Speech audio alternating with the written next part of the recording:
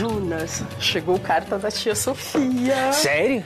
Eu era desse tamanho quando ela escreveu da última vez. Aquela tia portuguesa? É, Jonas, irmã da minha avó, veio de Leiria, Portugal. Notícia que você vai receber uma herança. Qual é, Ju? Tá de bobeira? É, mas os 30 mil tava beleza. Imagina. Ação, Berto. Ai, ai, Do outro lado. ai. Cadê a produção com o endereço da entrevistada? Nós já temos um monte de lugar pra gravar e falta a pessoa de outro país que fala português. Ué. Ô, Zé, não fica aí parado me olhando. Me ajuda a pensar em alguma coisa, né? Estimada sobrinha Daiane, faz-me contente tua missiva. Quem dera estivesses cá em Portugal a beber um garoto com a tia, a deleitar-se com um fado ou um vira. Que língua é essa, Daiane?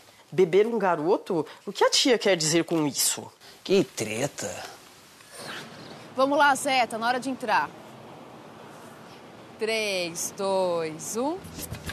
Saudade. Palavra tão bonita, não é mesmo? Sabia que essa palavra só existe na língua portuguesa? Pois é. E o Brasil fica bem longe dos outros países que também falam português. Deve dar saudade. O Brasil é o único país do continente americano que fala a língua portuguesa.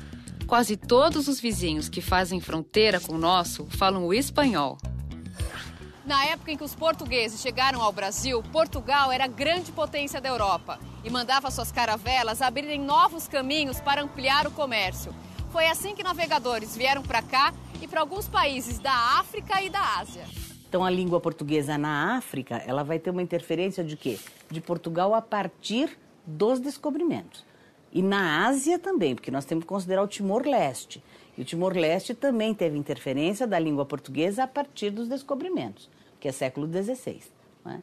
Então, esses são os fatores e essa é a interferência que Portugal tem ainda nesses países por conta de ter dado a língua para nós. E a língua não é doada, né? Mas a língua é aquela de quem a usa. Você sabe quais países falam português? Portugal, umas outras que tem na África. Na África, eu acho que Angola, né? É o que eu conheço. Portugal, Angola e Guiné-Bissau. Portugal, Angola. Atualmente, o português é a língua oficial de 8 países: Portugal, Brasil, Angola, Moçambique, Guiné-Bissau, Cabo Verde, São Tomé e Príncipe e Timor-Leste. Eu não estou entendendo quase nada da carta da tia Sofia, Jonas. Deixa eu ver. Estou a enviar uma camisola do Benfica para o teu marido. Camisola pra mim, Daiane?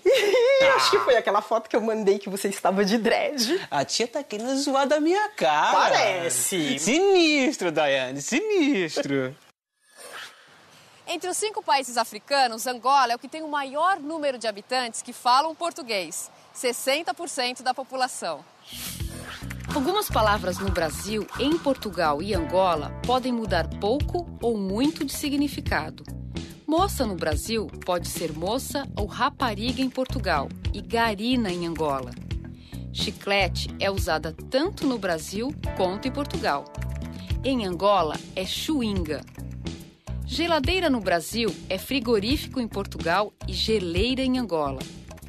Ir embora para os brasileiros é o mesmo que vazar em Portugal e bazar para os angolanos. Favela em Portugal quer dizer bairro de lata. Em Angola é museque. Ônibus do Brasil é autocarro em Portugal e machimbombo em Angola. Eu não desisto, eu vou pedir ajuda. Pra quem? Aguenta aí.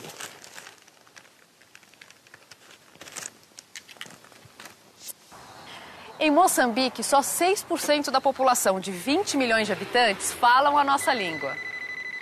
Corta. Pô, Diva, desliga esse celular. De novo. Acho que a diva tá ocupada. Vai ver que ela tá na TV. Pode ser. Moçambique se tornou independente de Portugal em 1975.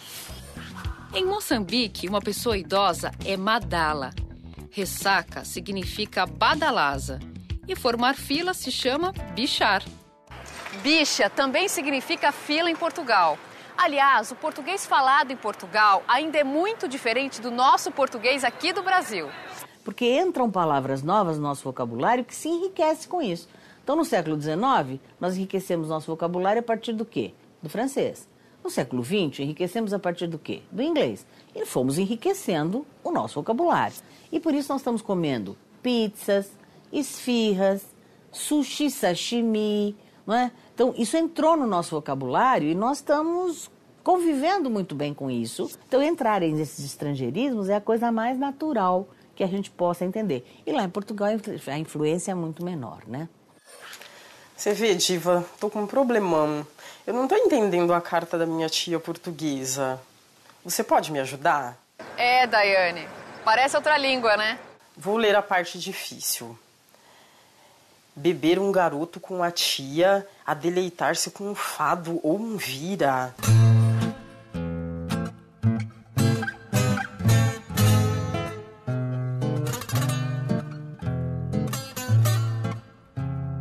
Depois que a turma de Pedro Álvares Cabral desembarcou por aqui, abriu caminho para muitos patrícios. A convivência deles com os nossos índios, população original do Brasil, fez com que algumas palavras ficassem no nosso vocabulário até hoje.